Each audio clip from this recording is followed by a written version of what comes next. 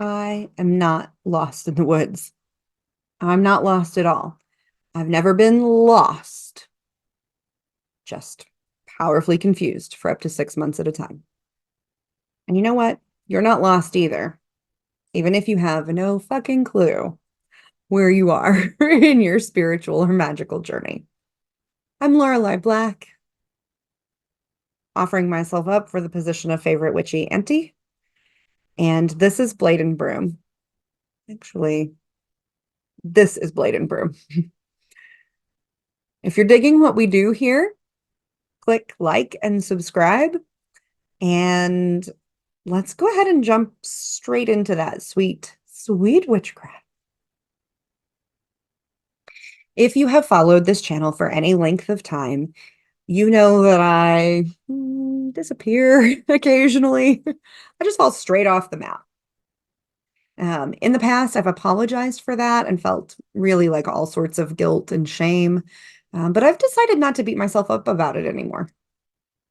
I know all the algorithms love consistency and frequency, so maybe I'll never have the following or subscriber count that I might if I posted like clockwork twice per week. But you know what? My goal isn't really about amassing a following. My goal is to share what I have learned from an authentic place. That's what I am here to do.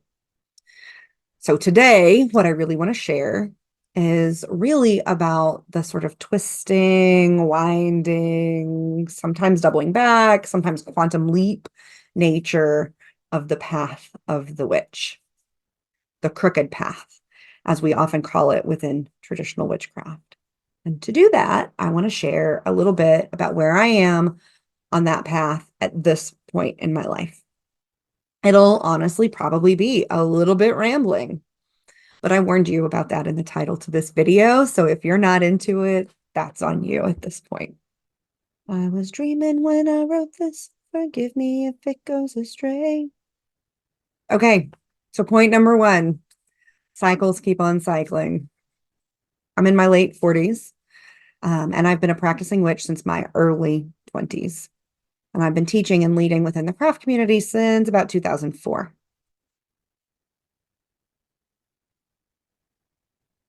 Just shortly before I turned 30. One of the things that I observed in my younger or earlier days had to do with the elders in our community. By elder, I mean someone who's been practicing for long enough to feel confident and competent within their witchcraft, and who also has the type of wisdom that comes from several decades of lived experience.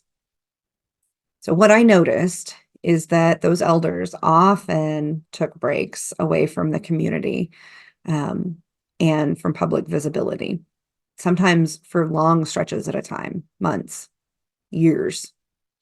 And I sensed back then, and can confirm as I approach elderhood myself, that these breaks often had to do with an unrelenting commitment to honoring one's own boundaries, and also to engaging in deep reflection and the sorts of shadow work and applying one's own energy a bit more strategically than one did as a younger witch. Elderhood, eldership, elderness is a very subjective thing.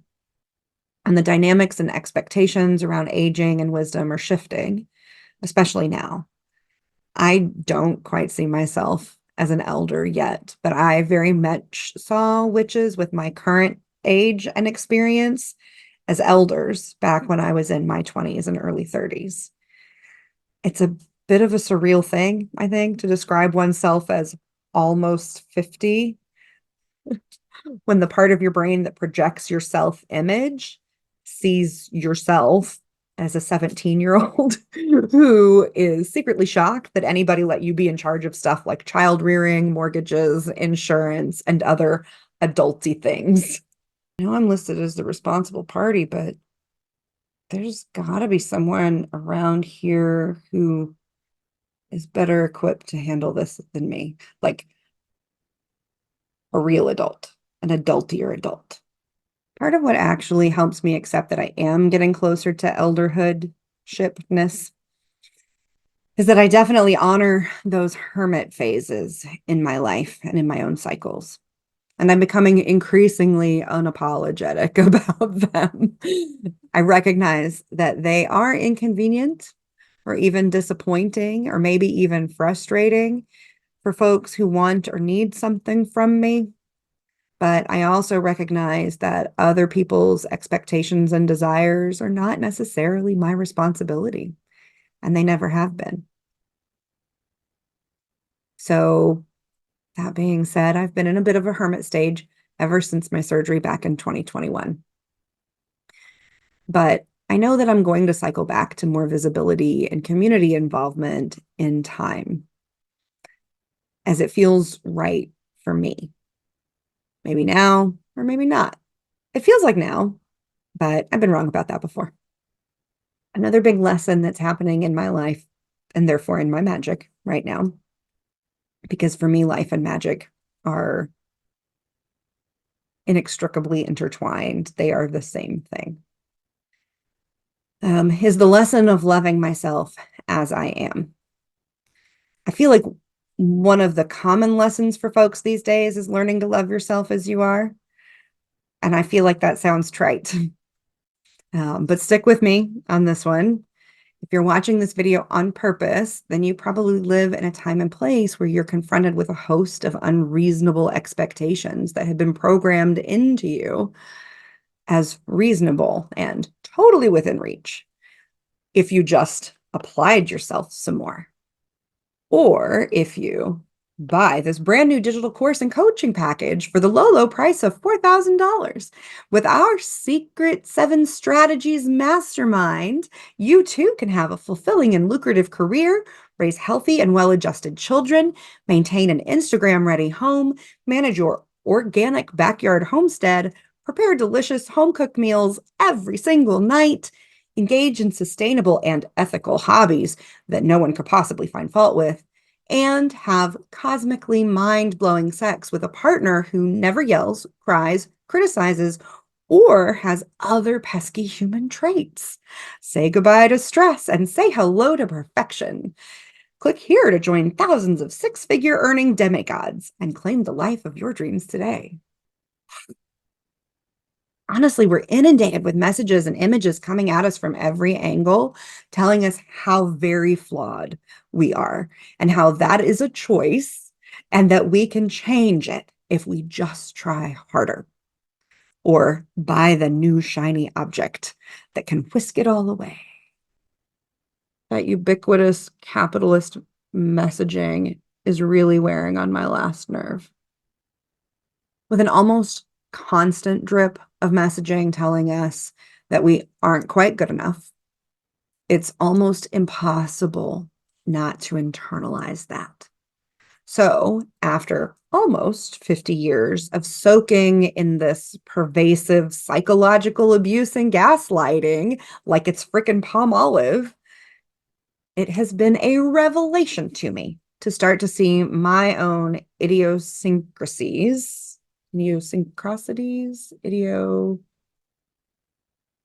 my peculiarities as features and not flaws, more than features. These things that make me different and weird and not always reliable and not always consistent in my delivery are actually benefits. They are benefits to me. They are benefits to you, even.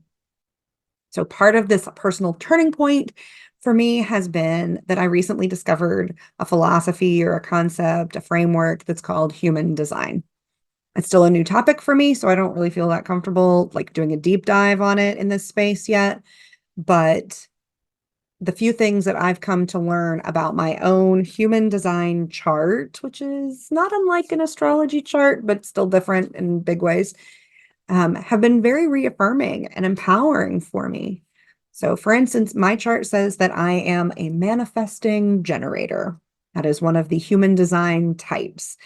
Um, and being a manifesting generator basically means that I can tap into a deep pool of energy. That's that generator part in order to make lots of really cool stuff happen. That's the manifesting part. And y'all, that's me. Digging a little deeper into this design type reveals that I'm able to do that basically by following my gut instinct and working in whatever ways that I am being drawn. Linear and logical progression is not the style of Manny Jennies or manifesting generators. We jump from project to project to project, from point A to point R to point E, and then to Q. In whatever the process is, we jump around. Me. That's what I do. And we can get burned out if we force ourselves to stick to something after our intuition has said that it's time to move on or that it's time to take a break. Me. Manny Jennies are also multi-passionate people who are very excited about and invested in topics and project and communities that are like wildly different from each other. It's like someone just took notes on my life and gave it a weird name, manifesting generator. It's like they've been watching and went, what's that Laurelei type called? We'll just call that manifesting generator, but that it's all me. Like I've never felt so seen. And folks, I can't tell you what a relief it was to hear someone explaining this and then to hear them say, you're not supposed to force yourself to follow through on everything you start. What? Not your purpose. You're supposed to get things started, to bring ideas and projects into the world like a midwife, and then to hand them off to caregivers to finish raising them. Or not. If that passion and energy last until completion, hooray. But if they don't, also hooray. This was a revolutionary thing for me to finally hear at this stage in my life because nobody's ever said that to me before. I actually realized back in my 20s that I was really great at idea generation. And I realized in my 30s that I'm frankly a badass at manifesting. But I always felt really crappy, like super guilty and conflicted that my strong starts didn't always result in these spectacular finishes. Sometimes they did. And I have a list of accomplishments that sounds like I'm boasting if I try to tell them to people. But when the brilliant beginnings didn't result in solid finishes, I have carried a lot of guilt and shame with me over that through the years. I've punished and berated myself and just taken it when others have punished and berated me for inconsistency ever since I was a child. I can't tell you how empowering it is to have finally heard from Mia Polson, a total stranger to me who was selling a course on showing up authentically in business. And I bought this course because I'm always curious about stuff and love learning and want to improve. And so anyway, I bought the course. When I finally heard that my way of doing things is not bad or broken or incomplete, that in fact, I have been absolutely killing it at following my intuition, dancing to my own drumbeat, and wandering off from the pack sometimes. And that doing that is actually what gives me energy, what draws people to me, and what actually makes a difference in the world. And you know what else? This is wild. I've been reflecting on this idea. I've been reflecting on this idea and how these principles have been present in my life. And I can honestly say that I've forced myself out of my natural rhythms and cycles in an effort to be logical, linear, and conventional. That those are the times when I've done that, when I have also felt depleted, depressed, isolated, and totally ineffective at what I was trying to do. Trying to work like that siphons off all of that glorious energy sabotages my efforts and makes me feel really pretty dull and dusty. It's ironic almost, in the sense that trying to do or be something solely because other people need it or expect it of me, when my heart's no longer in it, actually kind of guarantees that I'm going to fail at doing or being that thing. Short version, the too long didn't read version, seeing myself more clearly and loving myself is one of the most powerful magics that I've ever done. 10 out of 10, highly recommend. And point number 3, or insight number 3, from the vantage point where I am currently standing on this crooked path, is that service is not about martyrdom. This is the last of the rambles that I'm going to share today. And yes, there's a theme working through all of these rambles, because this is where I am on my journey, and these are the ways that my spirits are helping me to continue to grow and learn. I have a heart of service. I want to help people.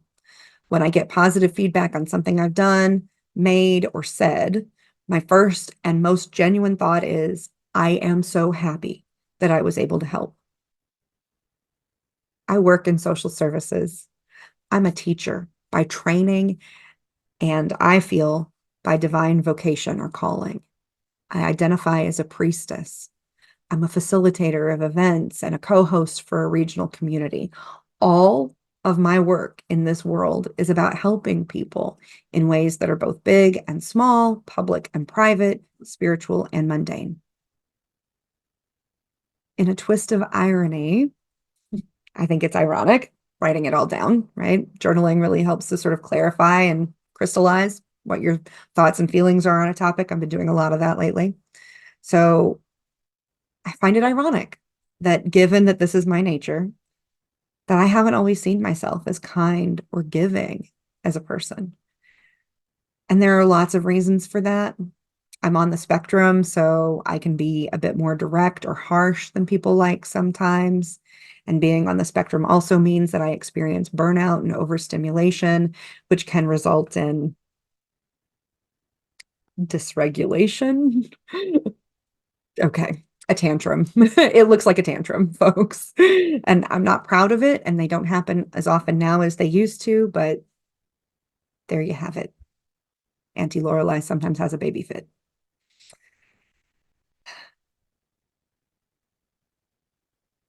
I'm finally seeing for myself at this stage in my journey that my desire to serve and help, paired with poorly defined and poorly maintained personal boundaries, is not service. It's martyrdom. And it isn't usually very helpful in the end. You can't pour from an empty cup, as the saying goes. And this is where I am right now, on my magical path in this moment. Not lost, not hiding, just learning more about who I am and how I can show up as the most brilliant and radiant and authentic me. And that, my friends, is why we walk such a crooked path, to illuminate and to illuminate and enlighten our souls and be the most glorious and divine us's that we can be, warts and all. And that's all I have to say about that for today, my friends. I really can't wait to hear your thoughts and experiences in the comments. Please feel free to share with me, what are the insights that you're gaining right now at the place in the crooked path where you are. Do they look like some of what I'm talking about, or are you having whole different feels, whole different vibes, whole different gnosis? If you found today's chat useful, encouraging, thought-provoking, insightful, inspiring, or just entertaining, then please bless me with the magic of the like button and tell your witchy friends that there's some good stuff happening over here at Blade and Broom. I've got some resources for you down in the description box, like I always do, including links to my witchcraft course. And if you just can't wait until next week to dig into more witchy goodness with me, then check out the next video that's about to pop up wherever it pops up.